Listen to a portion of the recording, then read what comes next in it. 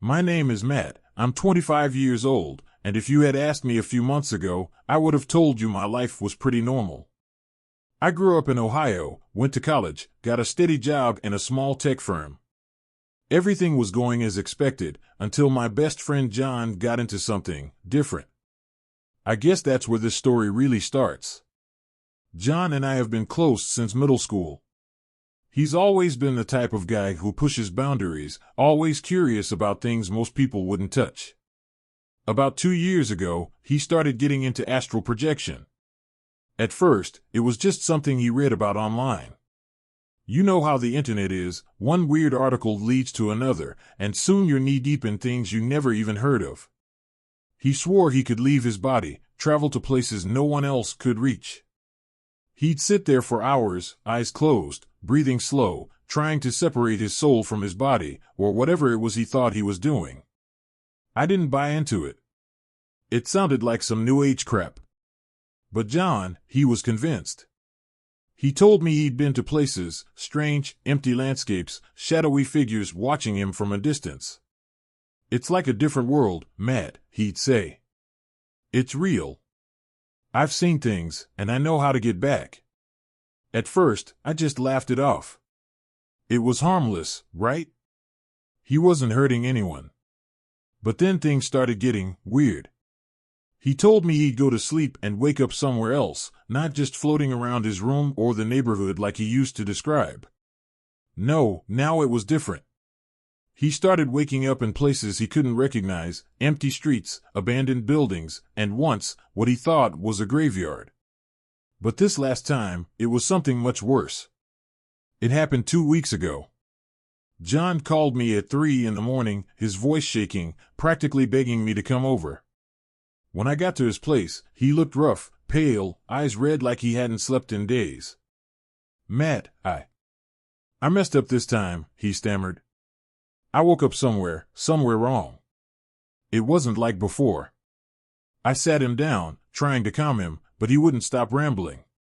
He kept talking about this church. An old, crumbling village church, abandoned, rotting from the inside out. He swore it felt too real. The floorboards creaked under his feet, the musty air burned his lungs, and the worst part, he couldn't leave. He tried, but every time he moved, it was like the church pulled him back.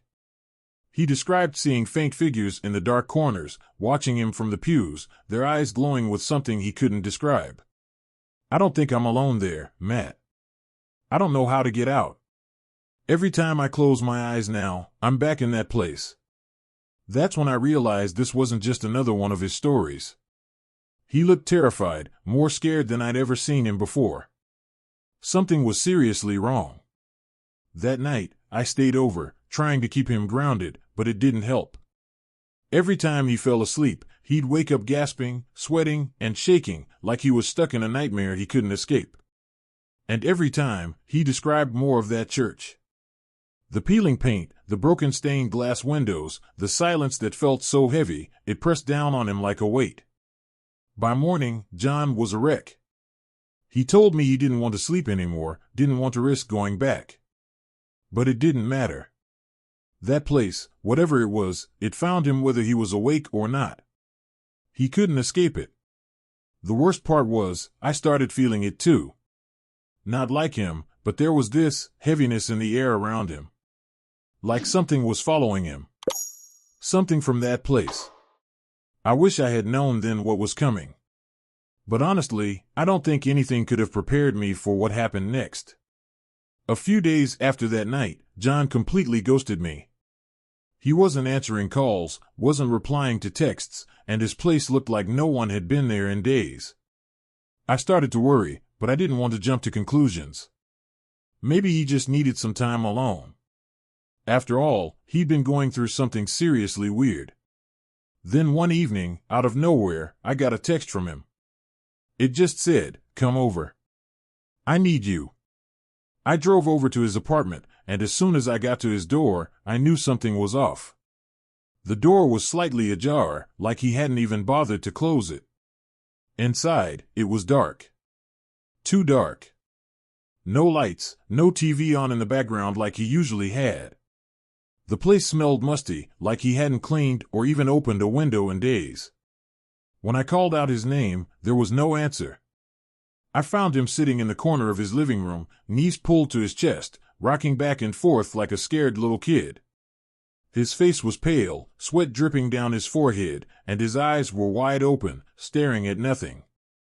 But it was his hands that really freaked me out. They were clenched so tight his knuckles had turned white, nails digging into his skin.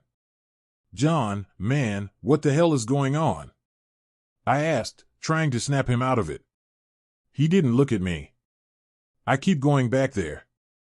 Every time I close my eyes, Matt. I don't even have to be asleep anymore.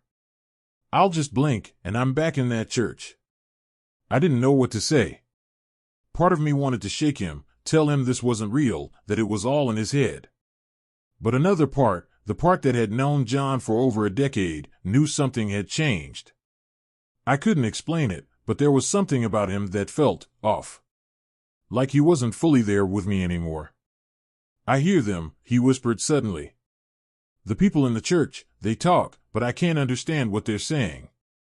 It's like they're whispering through walls, behind the pews, all around me. I can feel them watching me, waiting." "Who's watching you?" I asked, trying to keep my voice calm, even though I felt a chill creeping up my spine. "I don't know, shadows, figures. I never see them clearly, but they're there. Every time, they get a little closer. And last time, one of them touched me. That's when I noticed a bruise on his wrist. It was a dark, hand-shaped mark, like someone, or something, had grabbed him hard. I stared at him, my mind racing. This wasn't just sleep paralysis or some vivid nightmare anymore. John was genuinely trapped in whatever hell he'd found himself in. And it was getting worse. "I don't know how to help you, man," I finally admitted. "But you can't keep doing this to yourself. You've got to stop whatever this is." "I've tried," he whispered, finally looking up at me. His eyes were bloodshot, filled with a kind of desperation I'd never seen before. "But I'm stuck, Matt. They won't let me go." That night, John crashed at my place. I figured if I kept him close, maybe he'd get some sleep and we could figure this out together. I stayed up late, keeping an eye on him, but at some point, exhaustion got the better of me and I dozed off. When I woke up, it was early morning. Sunlight was starting to creep through the blinds. I turned to check on John, but he wasn't there. His blanket was crumpled on the floor, and his shoes were gone. I panicked, racing through my apartment calling his name. No answer. I found him outside, standing in the middle of the street, barefoot, staring down the empty road. When I called out to him, he turned to look at me, but there was something wrong with his face. His eyes, they looked distant, like he wasn't really seeing me. He started walking back toward the house, but something about the way he moved sent a shiver down my spine. It was slow, unnatural, like his body was moving on autopilot. "John, are you okay?" I asked as he stepped back inside. He didn't answer right away, just stood there, eyes half-lidded, swaying slightly. "I was there again," he muttered, his voice monotone. "In the church. But it's not empty anymore, Matt.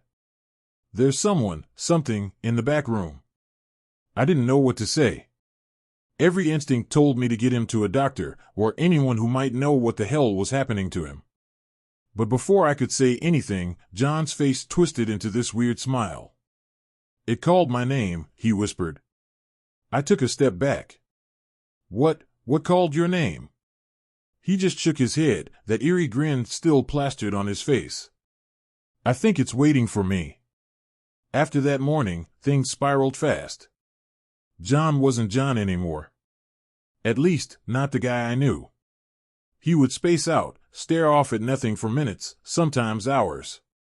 When he talked, it was like he was only half listening, like part of him was somewhere else.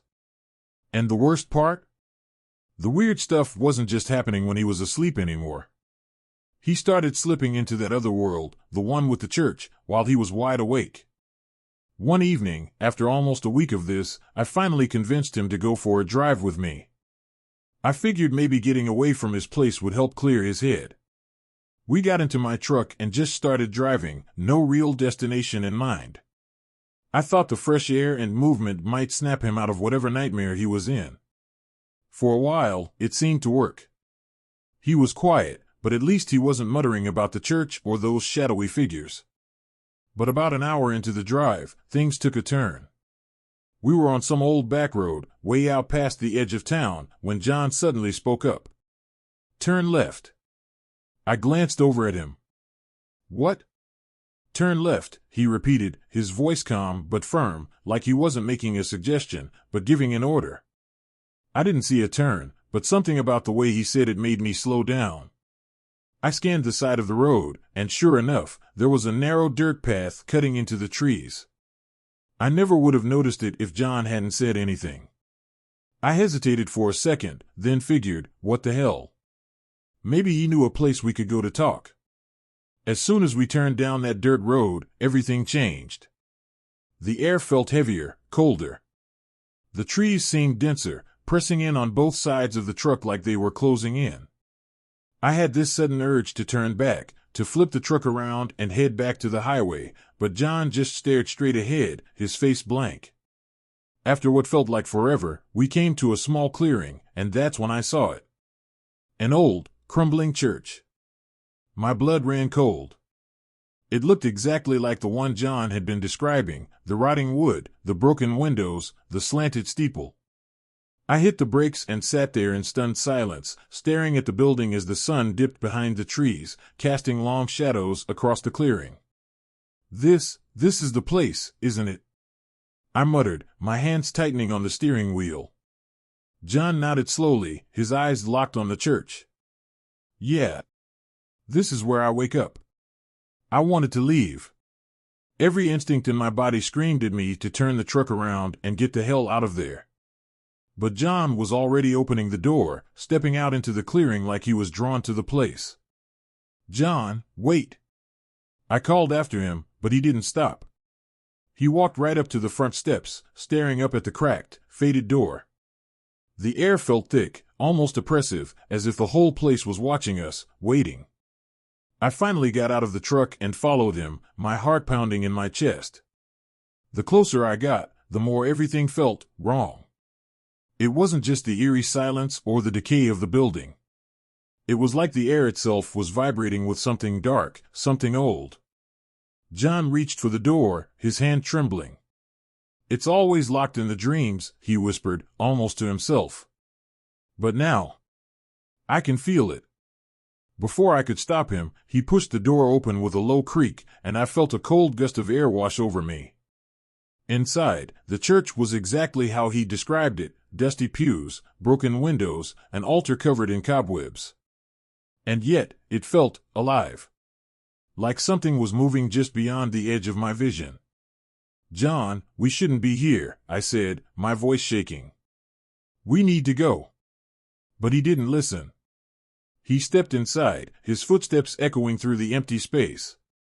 I hesitated for a moment, every muscle in my body telling me to run. But I couldn't leave him in there alone. So I followed. The second I stepped inside, I felt it, the weight of the place pressing down on me. The air was thick, suffocating, and the silence was deafening. John stood in the center of the room, staring up at the altar, his face pale and slack. "They're here," he whispered, his voice barely audible. "I can feel them, watching." I opened my mouth to respond, but then I heard it, a faint whisper, like someone was speaking just behind me. I whipped around, but there was no one there. Just shadows, flickering in the dim light that filtered through the broken windows. "We need to leave, now." I grabbed John's arm, trying to pull him back toward the door, but he wouldn't budge. "No," he murmured, his eyes fixed on the dark corner behind the altar. "I need to see." "See what?" I demanded, fear rising in my throat. "There's nothing here, John. This place isn't safe." But John ignored me.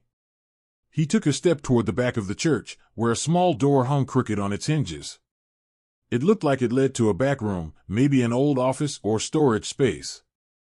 But the air around it was different, darker, like the shadows were thicker there, almost solid. As he reached for the door, something in the corner of the room moved. I froze. For a split second, I thought I saw a figure, a tall, dark shape, just standing there in the shadows. Watching. "John, stop!"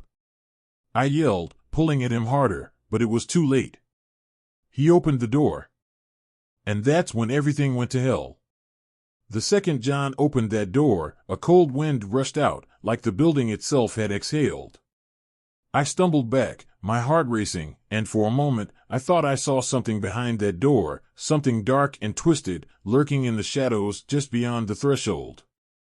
But then the wind stopped, and the door creaked open fully, revealing nothing. Just a small, empty room, its walls cracked and faded, covered in years of grime. But John, he didn't see it that way. He stared into that empty space like it was calling to him, like something only he could see was waiting for him in the dark. "There and there," he whispered, stepping forward. "John, no!" I grabbed his arm, pulling him back, but he turned to look at me, and his face was wrong. His eyes were wide, almost crazed, but they were so distant, like he wasn't really there anymore. "They want me to join them," he said softly, almost like it was a revelation. "I've been there before. I just didn't know it." "What are you talking about?" I yelled, shaking him. "This isn't real. None of this is real. We need to get out of here." But he didn't listen. He wrenched his arm free from my grip and stepped into the room. As soon as he crossed the threshold, the door slammed shut with a deafening bang, knocking me back onto the cold stone floor. My ears rang from the force of it, and I scrambled to my feet, pounding on the door, screaming John's name. But there was no answer. Just silence. And then the whispers started. They were faint at first, like a distant conversation happening just out of earshot. But they grew louder, clearer, until I could hear them all around me, echoing through the empty church. They were speaking to me. No. Not to me. About me. About John. "He's here," a voice whispered from the dark. "He's with us now." I spun around, heart racing, but there was no one there. The shadows in the corners of the church seemed to shift and move, like they were alive, watching me, closing in. I pounded on the door again, harder this time, screaming for John. But the more I yelled, the more the whispers grew, filling the room with their eerie, disembodied voices. I turned and ran for the exit, but the door to the outside had vanished. In its place was just a solid wall of stone, as if it had never been there in the first place. My panic spiked. I was trapped. Trapped in this decaying, haunted place with something I couldn't see, something that had taken John and was coming for me next. I backed away, my eyes darting around the room, trying to find a way out. The whispers were louder now, filling my head with words I couldn't understand. My heart was pounding so hard I thought it might burst. Then I saw it, movement, just behind the altar. A shadow. No. Not a shadow. A figure. It was tall, impossibly tall, and its body was draped in something dark and tattered, like old cloth, barely clinging to a skeletal frame. I could only make out its outline, but I knew, deep down, that it wasn't human. It moved toward me slowly, silently, its head tilting slightly as if it were studying me. I froze, my feet rooted to the ground, unable to move. The figure stopped a few feet from me, and for what felt like an eternity, we stood there, locked in a silent standoff. Then, without warning, it spoke. But it wasn't its voice. It was John's. "Matt. Don't leave me." My stomach dropped. It was John's voice, but distorted, wrong, like someone had twisted it into something unnatural. I could feel tears welling up in my eyes, but I didn't dare move. "I'm here," the voice said again, this time closer. "With them." I wanted to scream, to run, but my body wouldn't respond. I was paralyzed, locked in place as the figure reached out a long, bony hand toward me. Just before it touched me, there was a sound, a low creaking noise from behind. I whipped around, and the door John had disappeared through was open again. Without thinking, I ran. I didn't look back. I didn't care what was behind me, I just ran for that door. The second I crossed the threshold, I felt something shift. The cold, suffocating air lifted, and the whispers stopped. I was standing outside again, in the clearing, my truck still parked a few feet away. The church was silent, its door swinging open slightly in the wind. But John was gone. I called his name, but there was no answer. I circled the church, shouting for him, but there was nothing. It was like he had vanished into thin air. I didn't know what to do. My hands were shaking, my mind racing. Should I go back inside? Call the cops? Who would even believe me? And then I saw it, John's phone, lying on the ground near the front steps. The screen was cracked, the battery nearly dead, but when I picked it up, there was one unread message on the screen. It was from John. "I'm with them now." I stared at the screen, my heart pounding in my chest, unable to process what I was seeing. "I'm with them now." The words felt unreal, like they weren't meant to exist outside of a nightmare. But there they were, staring back at me from John's cracked phone. I dropped the phone in shock and backed away, glancing around like I expected him to appear out of nowhere, to come walking out of the woods or from behind the church. But the clearing was empty. The church stood silent, its dark windows like eyes watching me. I was alone. And John was gone. I don't know how long I stood there, frozen in place. But eventually, I forced myself to move. I couldn't stay there. I couldn't. Every nerve in my body was screaming at me to leave, to get as far away from that place as possible. So I ran. I got into my truck, turned the engine over, and tore down that dirt road like my life depended on it. Because maybe it did. The drive back felt like a blur. I couldn't stop thinking about what had just happened. None of it made sense. How had we found that church? What was it, really? And what had John been talking about? The whispers, the shadows, the thing that had spoken in his voice. By the time I got home, I was shaking so badly I could barely turn off the ignition. I locked myself inside and sat on the couch, my mind racing. I didn't sleep that night. Every time I closed my eyes, I saw that church, the dark figure, and John's face as he disappeared into that room. I didn't want to think about what had happened to him, but I couldn't stop. The next morning, I called the cops. I didn't know what else to do.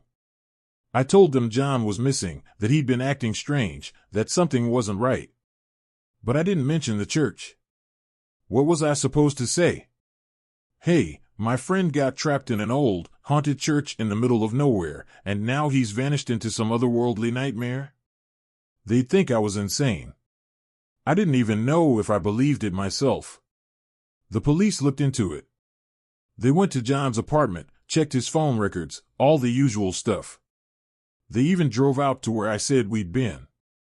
But when they got there, they didn't find anything. No church, no dirt road, nothing. It was just a stretch of forest, untouched. It was like the place didn't even exist. They told me John had probably skipped town, maybe had a mental breakdown or something. But I knew better. I knew where he'd gone. Or rather, where he'd been taken. I didn't hear anything for days. No updates from the police, no word from John. I tried to go back to my normal life, but I couldn't. Everywhere I went, I felt like something was watching me. The shadows seemed darker, and sometimes, late at night, I could swear I heard faint whispers. I was losing it, just like John had.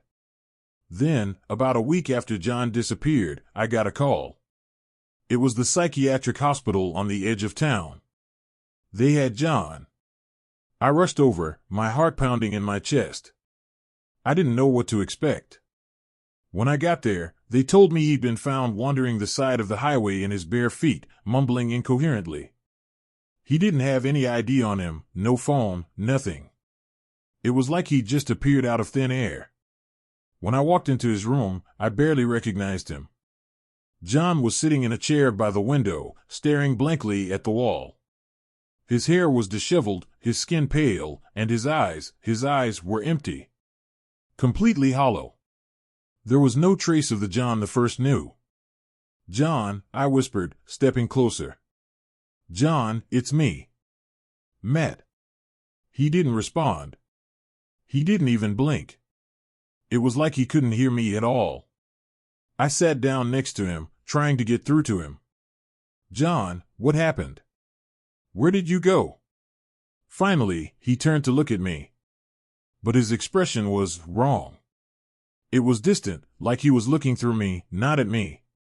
And when he spoke, his voice was flat, emotionless.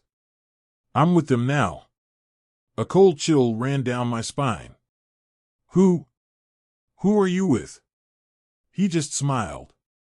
It wasn't a warm smile. It was empty, lifeless, like he was mimicking a human emotion. "They're waiting for you too, Matt. They'll find you." I felt my blood run cold. "John, no, you need help. This isn't real, none of it is real." But he just kept smiling, staring at me with those dead eyes. "They'll find you, Matt. And when they do, you'll join us."